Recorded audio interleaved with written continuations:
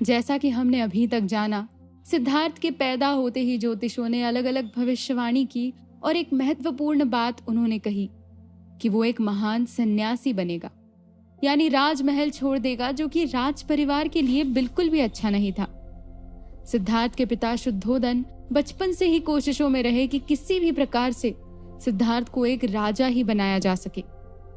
उनके इतने सारे प्रयासों के बावजूद कभी कभी सिद्धार्थ के मन में जीवन मृत्यु के प्रश्न अवहेलना करने लगते। आप सोचिए, सोचकर देखिए, यदि सिद्धार्थ की जगह आप होते तो क्या समाज की सच्चाई छिपा पाना इतना आसान होता? कभी कभी तो शायद ये लगने लगता कि आखिर ये क्या जीवन है। क्या सभी मनुष्य इसी भांति महलों के बीच में ही अपना जीवन व्यतीत करते हैं? क्या इस संसार में केवल और केवल महल है? क्या इस जीवन में अन्य चीजों की वास्तविकता है या नहीं? ऐसे ही प्रश्न बहुत बार सिद्धार्थ के मन में आते और वो बाकी दुनिया को जानने के लिए जिज्ञासु होता। बाहरी दुनिया को अधिक दिन तक छिपा पाना राजा शुद्धोदन के लिए भी कठिन था। और फिर एक दिन सिद्धार्थ निकल ही गए महल से बाहर। इस धूमधाम और विलासिता से भरे जीवन ने ही शायद उन्हें ये सोचने पर मजबूर किया होगा कि वो कुछ और भी जाने। उन्हें भी लगा होगा कि इस महल से बाहर भी जीवन है। अभी तक सिद्धार्थ को जीवन के वो सभी भौतिक सुख मिले थे जिससे जब वो बड़ा हो तो वो एक महान शासक बन सके। सिद्धार्थ के लिए सभी सुख सुविधाओं के साथ 3 महलों का निर्माण किया गया था और राज्य के मामलों के संचालन के लिए आवश्यक विभिन्न विषयों में मार्शल आर्ट और शिक्षा में उनके प्रशिक्षण की व्यवस्था की थी।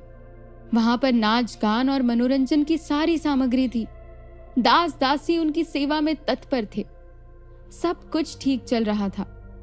राजकुमार अपने जीवन में मग्न था। शुद्धोदन भी कम चिंतित रहने लगे थे। फिर एक दिन सिद्धार्थ ने अपने दोस्त और साथी छंदक से बाहर सैर पर निकलने की इच्छा जाहिर की। ये बात सुनते ही छंदक ने राजा शुद्धोदन को बताई और फिर से एक बार उनकी चिंता बढ़ गई। उन्होंने सिद्धार्थ के लिए सभी सुख सुविधाओं को और अधिक करवा दिया और साथ ही आदेश दिया कि राजकुमार सिद्धार्थ के मार्ग पर कोई भी दरिद्र, वृद्ध, गरीब या सन्यासी ना आए। शुद्धोदन ने वो सारे प्रयास किए जिससे सिद्धार्थ को सन्यासी बनने से बचाया जा सकता था। और राजा के सारे प्रबंध कर लेने के बाद आखिरकार सिद्धार्थ भ्रमण पर निकलता है। वो बाहरी दुनिया को देखकर अत्यंत प्रसन्न होता है। बाहरी दुनिया उसे बहुत प्रभावित करती है। चारों तरफ हरियाली, पेड़ पौधे, चहचहाती चिड़िया, जंगली जानवर, नदी, तालाब, सुंदर से गांव उसे बहुत आकर्षक लगता है। परंतु जब वो वापस महल को लौटने लगता है तो उनके मार्ग से वृद्ध व्यक्ति गुजर रहा होता है। सिद्धार्थ उसे देखकर आश्चर्य में था। आखिर ऐसा व्यक्ति तो उसने आज तक नहीं देखा था। कौतूहल के मारे वो अपने साथी छंदक से पूछता है, ये कैसा मनुष्य है छंदक? ये इतना झुककर क्यों चल रहा है और वो लाठी के सहारे क्यों चल रहा है? छंदक चुप रहा, पर सिद्धार्थ के बार बार पूछने पर उसे बताया वह व्यक्ति वृद्ध है, बूढ़ा हो चुका है। फिर से सिद्धार्थ ने पूछा, ये वृद्ध क्या होता है? छंदक जवाब देता है, राजकुमार, वृद्धावस्था में शरीर निर्बल हो जाता है। एक आयु के बाद सभी वृद्ध हो जाते हैं। सोचने और समझने की शक्ति कम हो जाती है। ये व्यक्ति भी एक समय हमारी ही तरह रहा होगा, हष्ट पुष्ट, एक युवा के समान, पर एक दिन सभी वृद्ध होते हैं। यही जीवन का चक्र है राजकुमार। सिद्धार्थ एक ऐसा राजकुमार जो अभी ये तक नहीं जानता था कि इस संसार में वृद्ध भी होते हैं, जो ये कल्पना तक नहीं कर सकता था कि एक दिन सभी को वृद्ध होना होता है और एक समय ऐसा भी आएगा जब वो स्वयं भी वृद्ध हो जाएगा। क्या आप सोच सकते हैं कि जीवन के शुरुआती समय में उसने किस प्रकार का जीवन जिया होगा? कितने आलीशान भवन में रहता होगा, किस प्रकार की दिनचर्या व्यतीत करता होगा, जो जीवन के 20 से अधिक वर्ष गुजर जाने तक ये भी नहीं जान पाया था कि जीवन में एक दिन हर एक व्यक्ति बूढ़ा भी होता है। सिद्धार्थ उस समय तक एक छोटे से बच्चे की तरह था जो ये भी नहीं जानता था कि ये दुनिया कितनी बड़ी है। वो केवल प्रश्न पूछना जानता था अपने माता पिता से तरह तरह के सवाल करना जानता था, पर उसके पिता ने ऐसे प्रश्नों को उसके पास आने तक नहीं दिया। और अंततः एक दिन ऐसा आ ही गया जब उसके सामने समाज की सच्चाई आने लगी, जीवन का चक्र सामने आने लगा। अब उसकी जिज्ञासा बढ़ने लगी थी। वो समाज के बारे में और अधिक जानना चाहता था, जिसके लिए अब वो बार बार भ्रमण पर निकला करता, और उसके साथ होता था वही पुराना साथी छंदक। ऐसे ही भ्रमण पर एक दिन उनका सामना एक भिक्षु से हुआ। फिर से उसके दिमाग में वही प्रश्न जगे। उसने छंदक से पूछा, ये कैसा व्यक्ति है छंदक? इसने सभी लोगों से अलग फटे पुराने कपड़े क्यों पहने हैं? छंदक ने उसे समझाया, राजकुमार, ये एक दरिद्र व्यक्ति है, जिसके पास रहने के लिए घर नहीं, जो खाने के लिए पर्याप्त भोजन नहीं जुटा पाता, इसीलिए भीख मांगता है, और यही इसका जीवन यापन करने का तरीका है।